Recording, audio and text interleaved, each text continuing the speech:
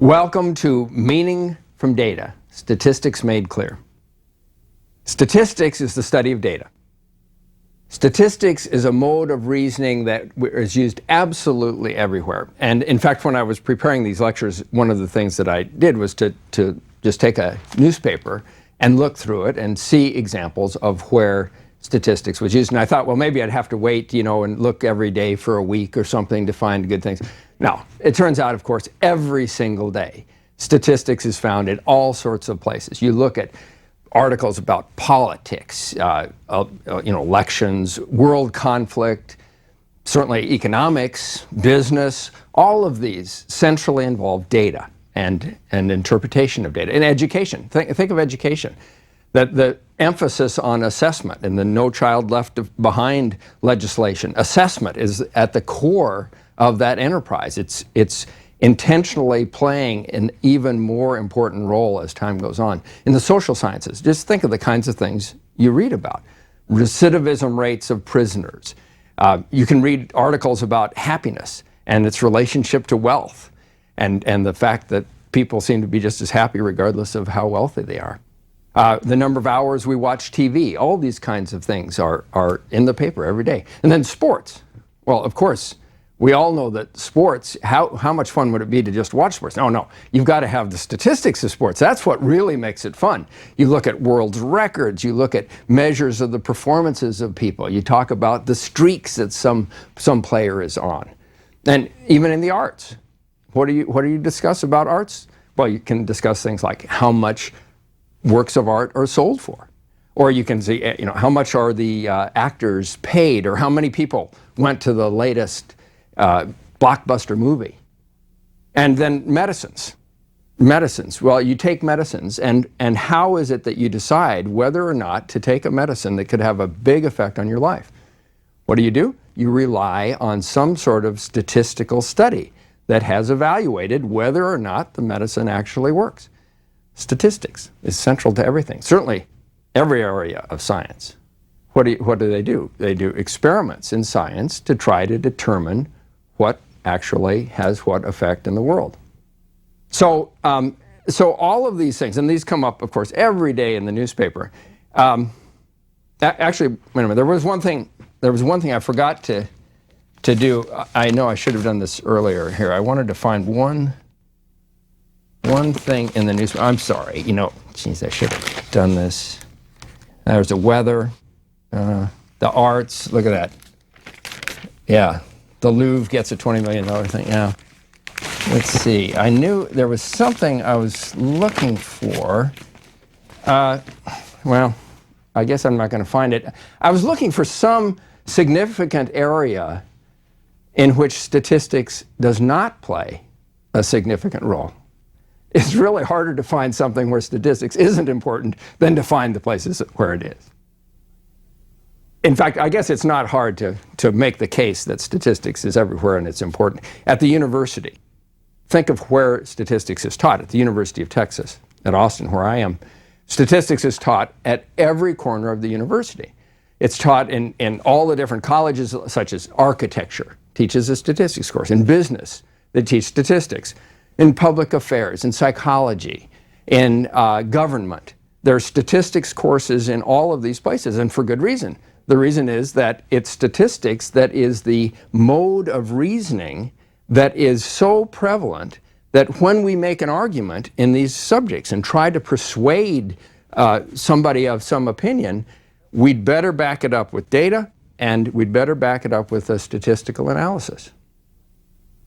But the trouble with data is that data are really meaningless, or in fact misleading, if we just have data. Let me give you an example here. Here is a list of numbers. It's a long list of numbers. Now, I want you to look at this list, but not very long. I'm not going to let you look at that list very long. In fact, I'm going to take it away right now. And the reason is that most times, if people look at a long list of numbers, something happens, and that is that their eyelids start to droop, and they drop into a deep sleep. Numbers in that form, just a long list of numbers, actually, I was going to make the point that they're meaningless, they're useless in that form, just a long list of numbers. But actually, I think they are of great value. I came to think that they are great value because, a lot of people have trouble sleeping. And this is a great use of statistics I don't think people have thought of. You just give them long lists of numbers to look at, and pretty soon they're asleep. It certainly happens in my classes, so it should work everywhere. Anyway, the point is that that's the correct reaction to a long list of data or a long list of numbers.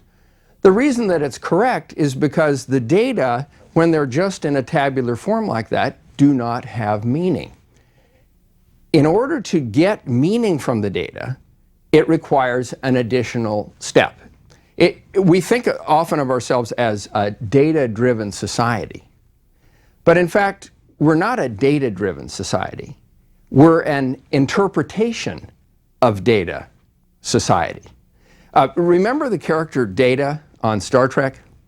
See, remember Data on Star Trek? He was a character on this TV show who was a computer. He was a robot. And his name was Data, which represented the fact that he didn't quite get it. He would be able to be completely logical and just have the numbers, but he just didn't seem to catch on to the human meaning. And so that really captures the correct idea that data don't have meaning by themselves. Let me give you an example of some data.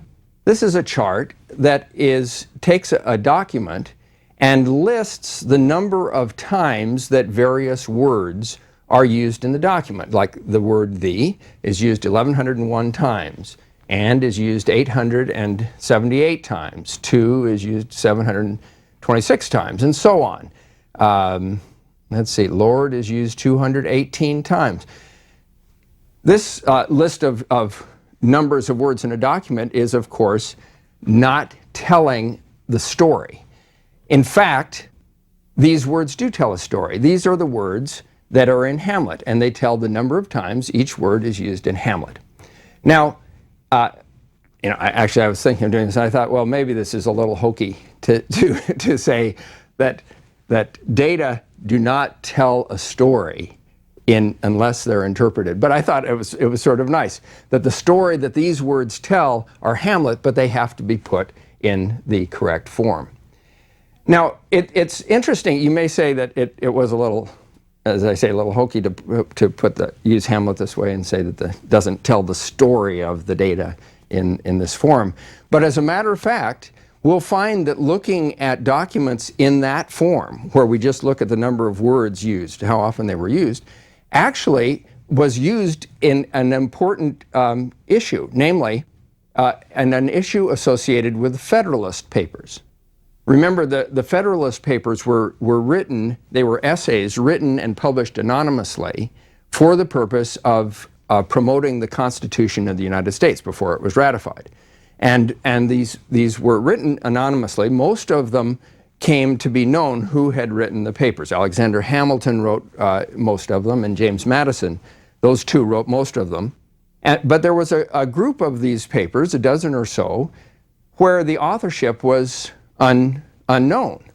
And one good way of arguing for the authorship of these documents would be to look at the word usage and compare how frequently various words are used compared to documents that were known to be written by Hamilton and Madison, and try to make an assessment of whether or not the unknown document was authored by one or the other. And in fact, we will discuss that issue in lecture 24, the very last lecture.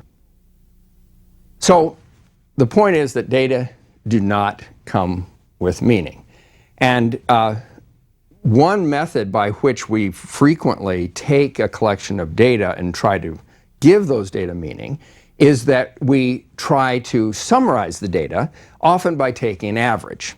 And so let me give you an example of this. So here is a statistical fact. And it's a little embarrassing to say, but in the name of statistics, we have to say these things. The average American has one testicle and one ovary.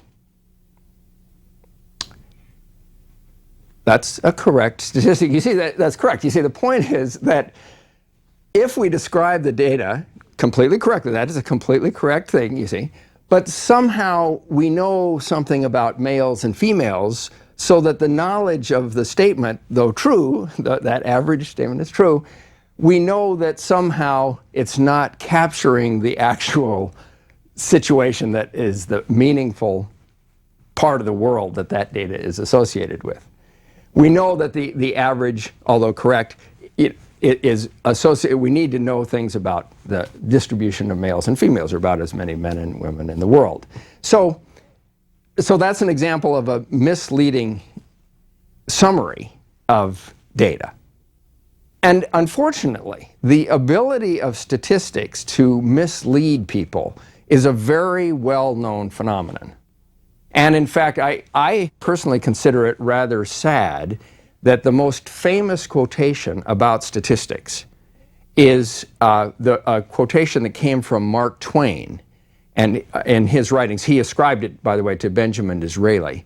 And the quotation, you probably heard, it said the following. He said, "There are three kinds of lies: lies, damned lies, and statistics."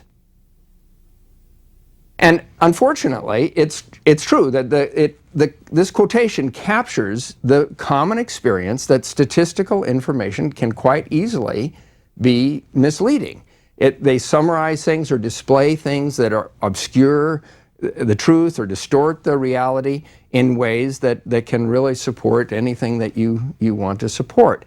But fortunately, there's an apt rejoinder to Twain's quote that I really like, namely, "It's easy to lie with statistics, but it's easier to lie without them."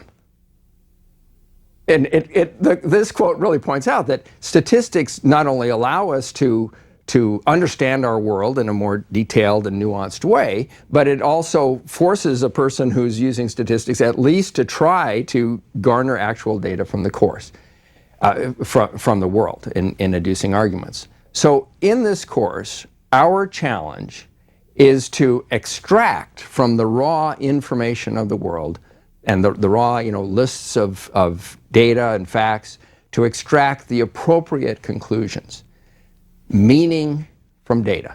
That's the challenge. And to gather data that actually has meaning. The two most fundamental words used in this subject are statistics and data. And I wanted to just take a moment to point out that both of these words share a common grammatical issue.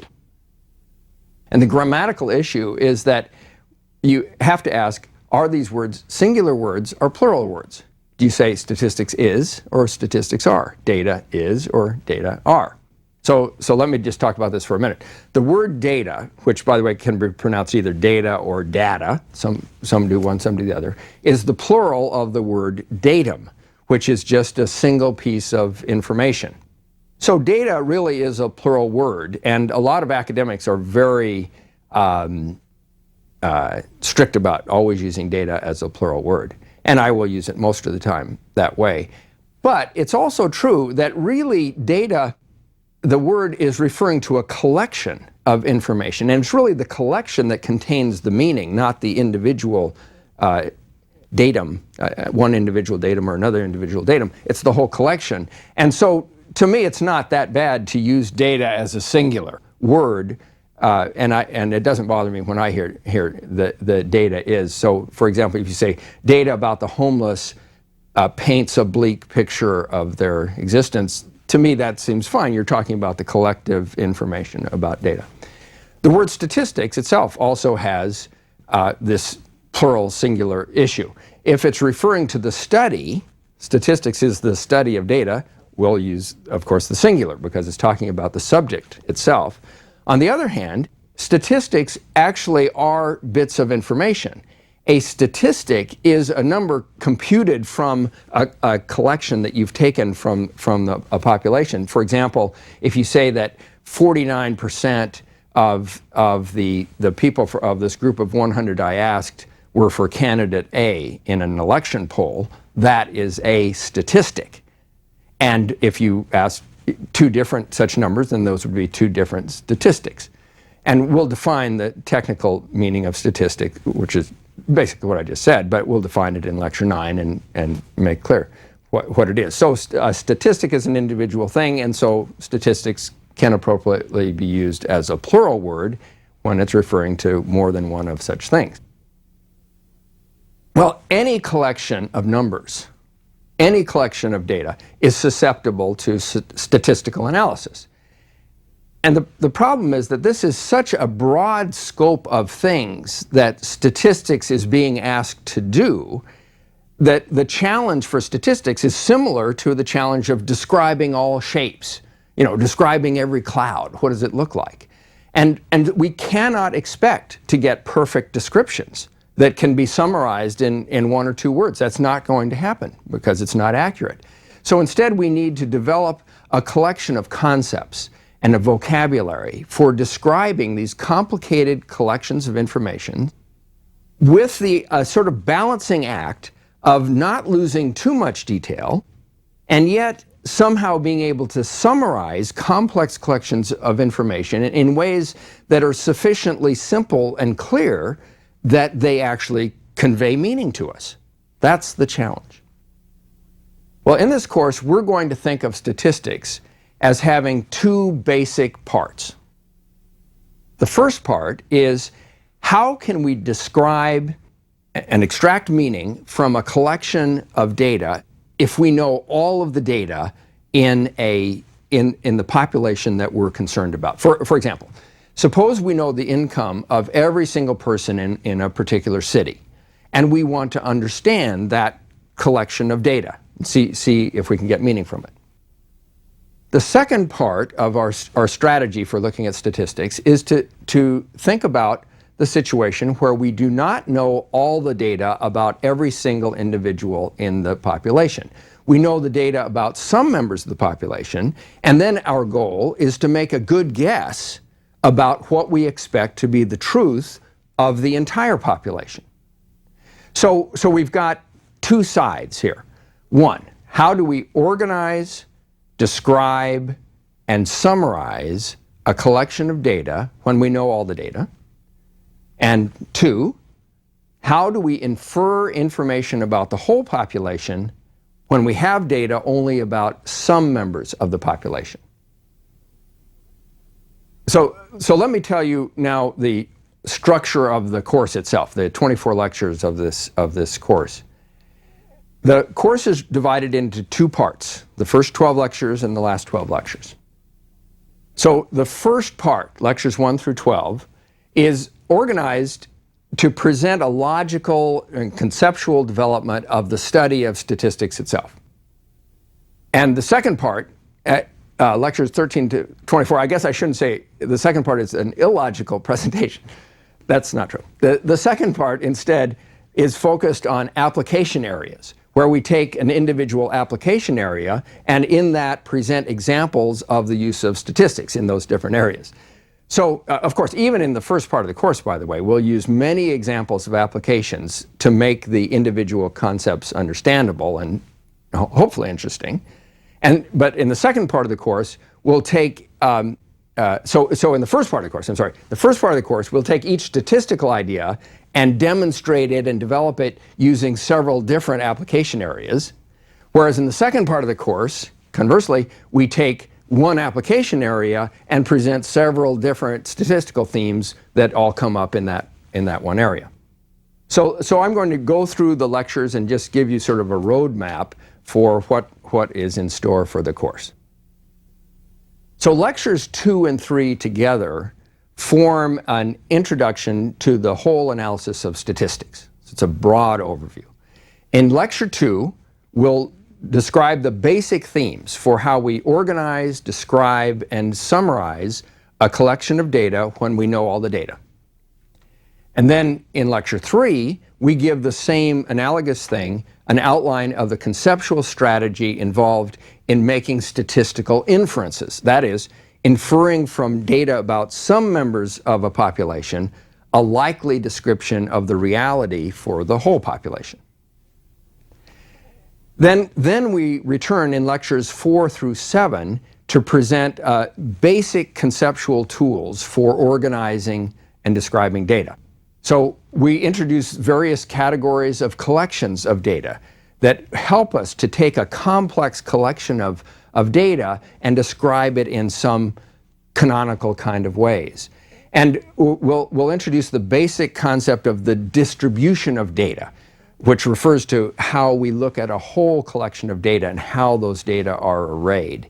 And we introduce various shapes that model common data sets. A famous example, by the way, that you probably know is the famous bell-shaped curve.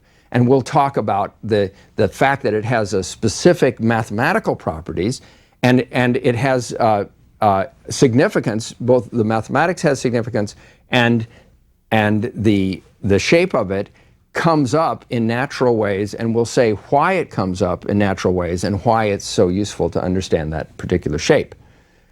But there are several such classes of curves that give us sort of a geometric vocabulary for organizing and categorizing collections of data.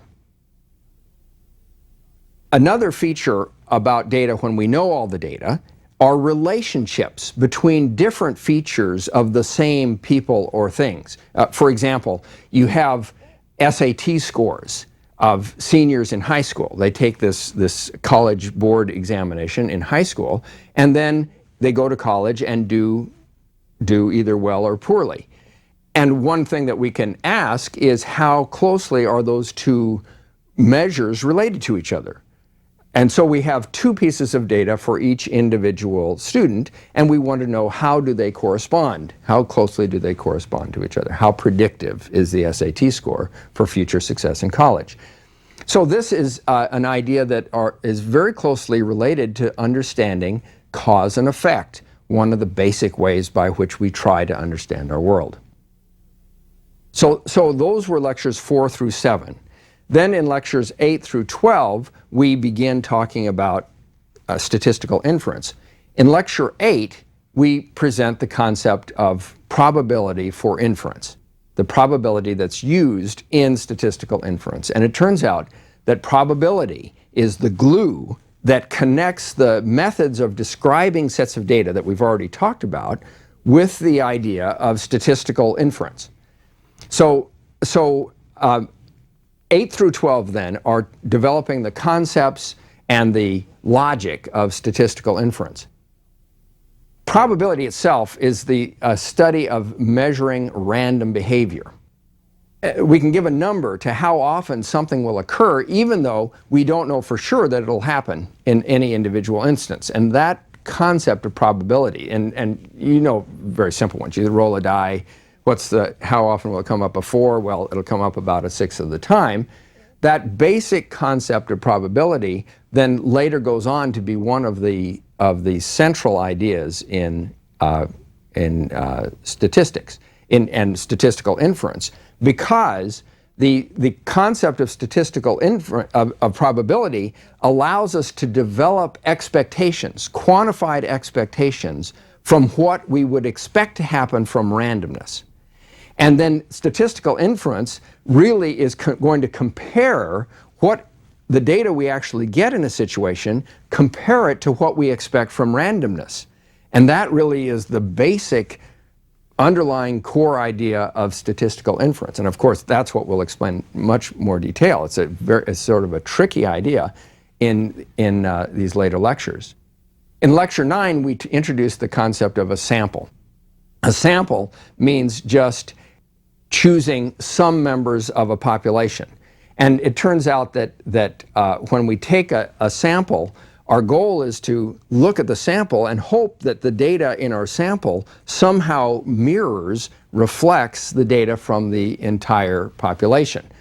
And you all are familiar with this kind of thing. In a typical case is a poll before an election, where the pollster will ask perhaps 1,200 people how they're going to vote.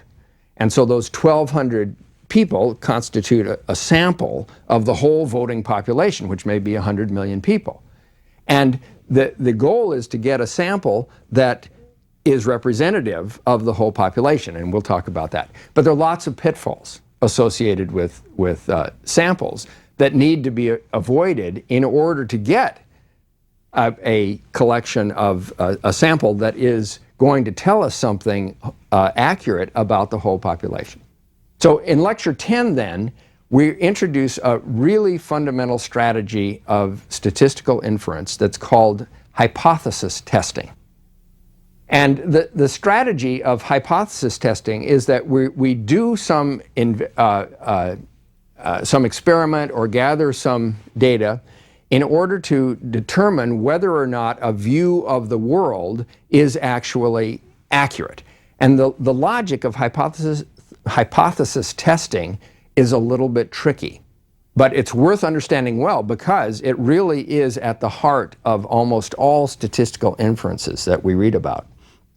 For example, if a drug is tested, what they do is they'll take this drug and see whether or not it is more efficacious than a placebo. And comparing the data is an example of hypothesis testing. And in lecture 11, we talk about the concept of a confidence interval.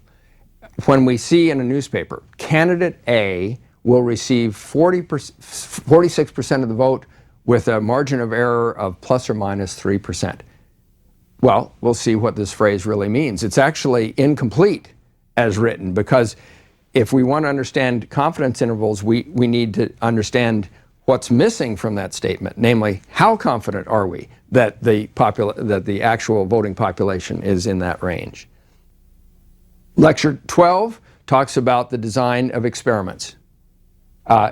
If you're going to gather data from which deductions can be drawn appropriately, it's very important that we think ahead about getting data in such a way that we can make the kinds of logical statistical inferences that we want to. Poorly designed experiments can produce a great amount of data, but really data from which we can learn almost nothing. Things like keeping most features of whatever the situation is fixed so that we can focus on just one varying quantity. That's one of the concepts that we'll use in the design of experiments to make them efficacious. Okay, now we turn to part 2 of the course. And remember, part 2 of the course is that we take application areas and look for interesting examples within those application areas. So we start off in lecture 13 with applications to the law. And the law was the place that I wanted to start, because in these settings, you will be the jury. And we'll look at some cases, you're the jury, and you make the decision about what is right and what's wrong. The reason I wanted to start there is because, in a way, that is the heart of statistics. The idea that statistics is a mode of presenting evidence, and it's up to us to evaluate that evidence and see how valuable it is. Lectures 14 and 15 concern voting. And voting, in a way, if you think about it, is a statistical issue. You simply, in a vote, are finding out what the opinions are of all the people, and then you want to summarize that by electing somebody. You see, that's in a way a summary of a lot of data. And it turns out that this is a very interesting feature. It has paradoxes in it that you'll find fascinating. It's not as simple as you might think. Number 16, lecture 16, is about sports. And sports, of course, analyzing statistical data in sports is a sport of its own. And we'll consider a couple of questions. Who is the best hitter in baseball history? What a great question. And it brings up all sorts of statistical issues. And what are streaks, and are they real? In lecture 17, we talk about risk, both in war and in insurance. In lecture 18, we talk about the real estate as an example where we have many different varying qualities of, say, a house that all influence its price. So it's actually going to introduce ideas of multiple regression, which sounds really complicated. And then we have further lectures. In 19, we talk about misleading and lying with statistics. In lecture 20, we talk about the applications of statistics to social sciences, in particular the Myers-Briggs personality inventory. In lecture 21, we talk about the health issues, such as how medicines are used are evaluated for whether or not they are efficacious. And we talk about pain and weight in lecture 21. In lecture 22, we talk about economics, including a way for detecting whether there's fraud in a set of data by an interesting fact that more ones appear as the first digit in the collections of data than you'd expect. In lecture 23, we talk about science. And in lecture 24, we'll sum up the course with the basic summary idea that statistics is extremely prominent. That's obvious. But it's not only prominent now, but its importance and its influence can only be expected to increase in the coming years. And the reason for its increase is the ability of computers to deal with much larger sets of data. I look forward to the next introducing you to the concepts of statistics during the next 23 lectures.